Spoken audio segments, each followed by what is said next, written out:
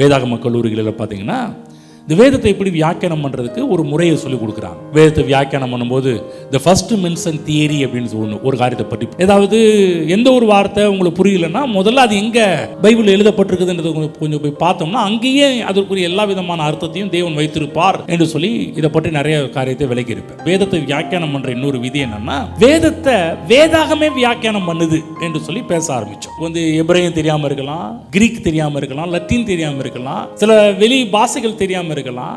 சில புதிய ஏற்பாடு கிரீக்கில் எழுதப்பட்டிருக்குது, பழைய ஏற்பாடு எபிரேயத்தில் எழுதப்பட்டிருக்குதுங்க. எங்களுக்கு எபிரேயம் தெரியாது, கிரீக்கும் தெரியாது, எப்படிங்க நாங்கள் வியாக்கியானம் பண்றது? ஒன்றும் இல்லை, சிம்பிள் மெத்தட் பார்த்தீங்கன்னா வேதத்தை வேதமே வியாக்கியானம் பண்ணும். இந்த வேதத்தை வியாக்கியானம் பண்ற மூன்றாவது முறை விதி என்ன அப்படின்னு பார்க்கும்போது பாருங்க, நான் உங்களுக்கு சொல்லிக் கொடுக்குற மெத்தடில் நீங்கள் வேதத்தை படிக்கும்போது ஏதாவது டவுட்டு சந்தேகங்கள் வந்துச்சுன்னா இந்த முறையில் நீங்கள் வேதத்தை ஆராய்ச்சி பண்ணி பாருங்க, உங்களுக்கு ஈஸியாக புரிய வரும். மூன்றாவது விதி முறை என்னன்னு சொன்னா, ஒருவேளை இந்த இடத்துல வசனம் நமக்கு புரியல அப்படின்னு சொன்னா மற்ற இடத்துல என்ன சொல்றாங்கன்றத கொஞ்சம் கவனிங்கன்றாங்க. இந்த வசனம் இப்படி சொல்ல போய் இதுக்கு என்ன சொல்றீங்க, முதல்ல அதுக்கு பாயிண்ட் வைங்க அப்படின்னுவாங்க. அதுக்கு தான் ஒரு விதி, வியாக்கியான விதியை கண்டுபிடிச்சு வச்சிருக்காங்க.